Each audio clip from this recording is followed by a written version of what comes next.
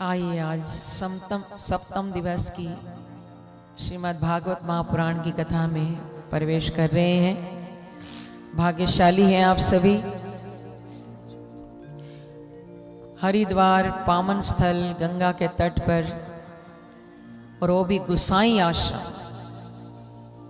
Almost Faridabad से जो भी आए हैं, कुल गुरु हम सबके गुसाई ही तो हैं। वहाँ लाल जी महाराज जी हैं, यहाँ ये गुसाई आश्रम मिल गया। तो ऐसे पावन स्थल पर गुसाई आश्रम से YouTube प्रेम भाव चैनल पर ये भागवत जी की कथा जो लाइव टेलीकास्ट हो रही है, जो भक्तजन नहीं आए हैं, घरों में बैठकर देख रहे हैं, वो वहाँ भी झूम रहे हैं, नाच रहे हैं, बोले बहुत आनंद आ रहा है। तो आप अपने आप को समझना, आप कितने भाग्यशाली हैं कि यहाँ साक्षात बैठकर डबल दो गंगा में डुबकी लगा रहे हैं। एक भगवान के चरणों से निकली सुबह 5 बजे, क्या नज़ारा होता है वहाँ पर। मुझे तो भगवान का विराट स्वरूप का ही दर्शन लगता है। जिधर देखो भक्तजन बैठे हैं। और एक ये पावन गंगा भागवत जी, एक तीसरी गंगा श्रीमद् भगवत गीता, वो भी विराजमान है। मुख पद्माद विनीसरिता, जो भगवान के मुख से निकली है। इस गंगा में तो फिर भी साल में एक बार, वर्ष में एक बार आना होगा, या किसी का चलो 2 बार, और कई तो मुझे मिले जो कई सालों बाद आए हरिद्वार। पर गीता रूपी गंगा और भागवत रूपी गंगा आप नित्य प्रति चाहें तो घर में भी स्नान कर सकते हैं, पाठ करके, स्वाध्याय करके। और ये ऐसी पावन गंगा है जिसमें एक बार डुबकी लगाएं तो भगवान ने कहा वो भक्तजन मेरा ही स्वरूप बन जाते हैं। उनको फिर मानव समझना ही मत। वो देव रूपा ना संशया, नाते वही मानुष्या गया, देव रूपा न संशया। वो मानव नहीं रहते, फिर वो देवता का स्वरूप हो जाते हैं। इट्स नो डाउट, इसमें कोई संशय वाली बात ही नहीं। तो कल हमने रुक्मिणी मंगल का आनंद लिया। रुक्मिणी जी जब मंदिर से बाहर आती हैं पूजा करके, तो भगवान की कृपा से उनके नेत्रों से एक ऐसी तप की अग्नि निकलती है कि बाहर जितने सैनिक पहरा दे रहे होते हैं ना, रुक्मी जी ने लगाए होते हैं कि राजकुमारी का यहाँ ध्यान रखना, शिशुपाल बारात लेके आ रहा है। तो उस तप के तेज से दृष्टि डालते ही भगवान की कृपा थी, वो सब सैनिक सो जाते हैं, मूर्छित हो जाते हैं, उनको होश ही नहीं रहता। और द्वारकाधीश आते हैं, वो तो लीलाधारी हैं, रुक्मिणी जी का हाथ पकड़ के रथ पे बिठाया और ले जा रहे हैं। रुक्मी को पता लगा, रास्ते में आया, युद्ध हुआ। बलराम जी ने कहा श्री कृष्ण से तुम जाओ, इसको तो मैं देख लूंगा। बलराम जी भी आ गए उधर सेना लेकर। खैर कौन प्रभु से जीत सकता था। रुक्मी जी हारे, रुक्मण जी का भाई रुक्मी हारे। तो रुक्मिणी जी फिर भी चाहती थी कि प्रभु इसका वध ना करें, आखिर है तो मेरा भाई। तो भगवान ने उसको जीवित छोड़ दिया। शिशुपाल का क्या हुआ, बारात लेके आए, अब कौन उनका आदर सत्कार करे।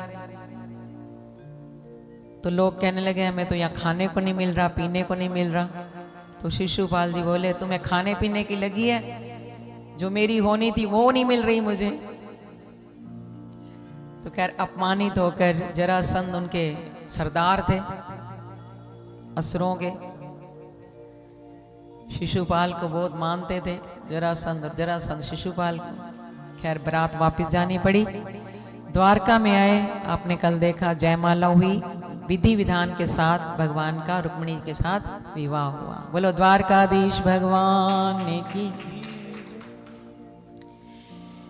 इनके पहले पुत्र ने जन्म लिया जिसका नाम रखा प्रद्युम्न। आज भगवान के और भी बहुत अधिक विवाह होने हैं, विवाह की कथा होगी और लास्ट तक जाना है राजा परीक्षित की मुक्ति कैसे होने वाली है। प्रद्युम्न जिस बेटे का नाम रखा प्रद्युम्न, ये प्रद्युम्न कौन थे? ये कामदेव के अवतार थे। जब कामदेव ने देवताओं की प्रार्थना पर शिव भोले भंडारी की समाधि को भंग किया था,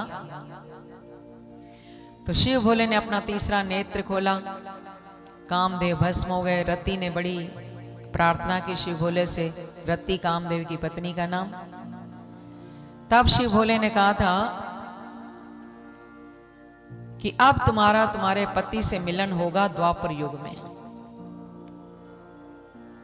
ये स्वयं द्वारकाधीश भगवान श्री कृष्ण के यहां पुत्र बनकर आएंगे, तब जाकर तुम्हारा मिलन होगा। प्रद्युम्न का जन्म हुआ था, एक शंबरासुर नाम का राक्षस था, बड़ा आतंकवादी था, आताताई था। तो उसको ये पता लग गया कि मेरी मृत्यु जो होने वाली है द्वारकाधीश के पुत्र से होगी, पहले पुत्र से। तो ये असुर बड़े, दया नाम की तो चीज ही नहीं थी ना, तभी तो असुर है। गीता में तो भगवान ने देवताओं और असुरों के गुण बताए, पूरा एक चैप्टर है 16वां अध्याय, दैवासुर संपदि भाग योग। अभ्यम सत्व संशुद्धिर ज्ञान योग व्यवस्थिति दानम दमश्च यज्ञश्च स्वाध्यायस्तप आर्जवम। देवता कौन है और असुर कौन है, इसकी पहचान गीता में बताई। तो उस शंबरासुर ने क्या किया, प्रद्युम्न का जैसे जन्म हुआ तभी उसका हरण कर लिया, वेश बदल कर आया और हरण करके चला गया। तो जाकर क्या किया उसने, समुद्र में उस छोटे से बच्चे को, नवजात शिशु को समुद्र में फेंक दिया। जैसे समुद्र में फेंका, एक मछली ने उस बच्चे को निगल लिया।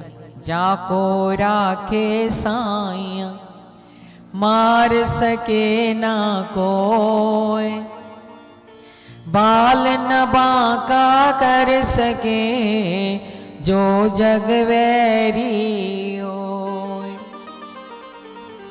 भगवान बचाने वाले हों तो सागर में गिरकर मछली के पेट में चला गया और फिर भी बच्चा जीवित बाहर निकल आए, तो ये तो भगवान का ही करिश्मा हो सकता है, और कोई नहीं कर सकता है। एक मछेरे ने उस मछली को पकड़ा, शंबरासुर के किचन में वो कुक था, मछलियों को काटकर और सब्जी बनाता था। आज जब उस बड़ी मछली को देखा कि इसको तो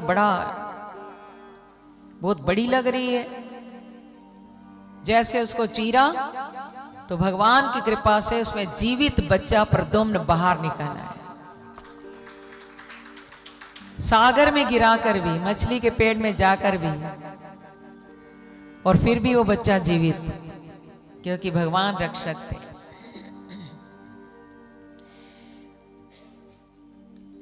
उसने राजा को बताया, देखकर हैरान हो गया। उनकी अपनी कोई संतान नहीं थी, भानुमति उनकी पत्नी का नाम था।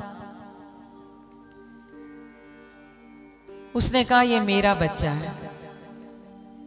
धर्म पत्नी को जाकर दिया भानुमति को। भगवान की कृपा से हमें ये पुत्र प्राप्त हुआ है, हमारी संतान नहीं थी। भानुमति जी ने उसको पाल पोसकर पालना की शुरू, और रसायन विद्या के द्वारा जब समय आया, भगवान के कथनानुसार समय आया, रसायन विद्या के कारण जो आप हनुमान चालीसा में पढ़ते हैं, राम रसायन तुमरे पासा सदा रहो रघुपति के दास। जानकी अम्बा ने हनुमान जी को ये वरदान दिया, तुम्हारे पास राम नाम रूपी रसायन हो। रसायन का अर्थ क्या है? रस जमा आयन, रस का भंडार। गन्ने के रस का भंडार कि ऑरेंज के रस? प्रभु के नाम का रस जो है उसका भंडार, प्रभु के प्रेम के रस का भंडार। हनुमान जी के पास यही था बस। इसीलिए तो कहा पवन तने बल पवन समाना, पवन तने बल पवन समाना, बुद्धि विवेक विज्ञान निधाना, बुद्धि विवेक विज्ञान निधाना, बुद्धि विवेक विज्ञान निधाना, बुद्धि विवेक विज्ञान निधाना, सुमिरे पवन सुत पावन नामो, सुमिरे पवन सुत पावन नामो, अपने बस करी राखे रामो, अपने बस करी राखे रामो, मंगल भवन अमंगल हारी, मंगल भवन अमंगल हारी, द्रवों सुदशरथ अजर बिहारी, द्रवहु सुदशरथ अजर बिहारी, गंग सकल मुद मंगल मूला, गंग सकल मुद मंगल मूला, सब सुख करनी हरन सब झूला, सब सुख करनी हरन सब सूला। जिस गंगा के तट पर आप बैठे हैं, गंग सकल मुद मंगल मूला, ये सारे सुखों की मूल है। सकल कहते हैं संपूर्ण, गंग सकल मुद आनंद देने वाली है और मंगल मूला सबका कल्याण करने वाली है। और इस गंगा के तट पर रहने से क्या मिलता है? सब सुख करनी हरनी सब सूला, सारे सुखों को देने वाली है और सारे सूल यानी कांटे दुख संकट हरने वाली है। सुमिरी पवन सुत पावन नामो, अपने बस करी राखे राम।